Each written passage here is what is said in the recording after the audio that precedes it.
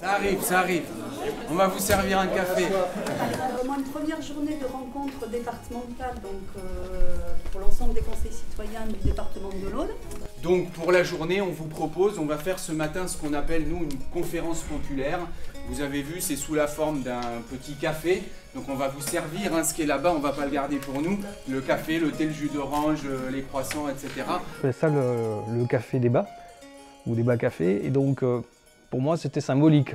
Mais là, le fait de voir, d'être servi de café, ça m'a un peu perturbé sur le moment. Je m'attendais plus à une réunion un petit peu plus formelle, plus carrée, plus tout ça. Puis là, je découvre quelque chose de sympa, d'agréable. On travaille, mais on a l'impression qu'on ne travaille pas parce que c'est bien mené. J'aime bien la façon dont on anime cette réunion parce que je trouve que c'est interactif, parce qu'on peut échanger, il n'y a pas de jugement, on peut s'exprimer, la parole est donnée à tout le monde et la parole de tout le monde a la même valeur. Voilà. C'est pas réfléchir tout seul avec soi-même. Alors ça c'est difficile parce que d'habitude on n'a jamais le temps, vous savez, entre les enfants, les courses à faire, le bus, on court pour aller travailler, etc. Donc pour commencer, je vais vous proposer un truc très simple. On va prendre une minute, tout seul, chacun dans sa tête, se questionner cette question-là. Un conseil citoyen pour quoi faire? Moi, avec moi-même, j'en pense quoi? Enfin, le rôle d'un conseil citoyen, c'est de faire un peu le relais entre le citoyen et ceux qui doivent traiter l'information et apporter des solutions, quoi. Par exemple, sur les quartiers, il y a le problème de la santé, de l'emploi, de la violence, des jeunes, des moins jeunes, du travail. Enfin, c'est énorme. Ça implique que le conseil citoyen doit avoir des rapports avec les gens, que les gens acceptent de discuter, de faire remonter ce qu'ils veulent faire remonter, quoi, par ce à quoi ils sont préoccupés.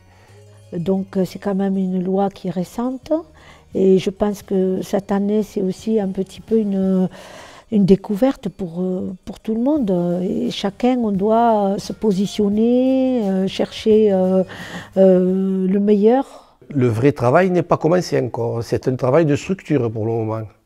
On est positionné, si vous voulez, entre les associations, la mairie.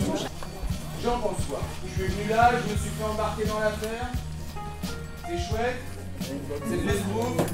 J'en pense quoi de cette affaire-là, moi?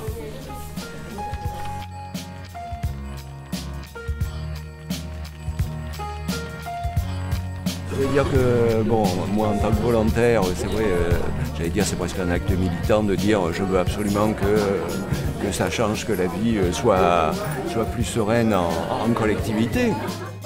Les gens, on est tous des êtres humains, on se pose les mêmes questions, donc ça je trouve ça très positif en fait. De cette humanité qui se met au service d'un territoire, je trouve ça beau, tout simplement.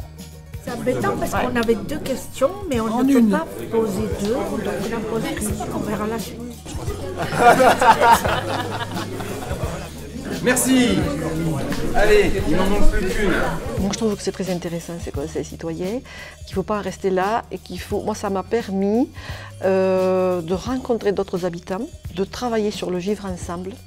Et c'est pas rien parce que c'est très difficile et ça permet de se rencontrer avec d'autres personnes, avec d'autres cultures, avec voilà, tout ça et tout ça contribue à ce vivre ensemble qui à mon avis est une des conditions pour avoir une qualité de vie. On a quand même une conférence à réaliser et on n'a toujours pas de conférencier, donc on va continuer de vous demander. Vous avez vu, j'ai pris les questions sur le plateau. Moi, je ne sais pas ce qu'il y a dedans. Je vais passer et vous allez tirer au sort une question. Et cette fois-ci, vous allez tenter d'y répondre. On a la parole, on a une parole qui peut être très libre et également une parole qui est normalement de concertation et de proposition. Donc pour moi, pouvoir faire des propositions, je trouve que c'est un formidable lieu d'expression. C'est facile de dire vous êtes libre, mais en même temps, que de contraintes, quoi. Et là, c'est vrai que le conseil citoyen, on se trouve peut-être un peu démuni parce que finalement, il n'y a pas de véritable obligation. Donc on est, je pense, beaucoup plus sur une base de volontariat et d'engagement citoyen, simplement.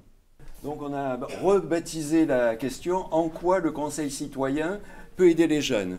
avec quand même un S à citoyen, parce que effectivement c'est un conseil de citoyens.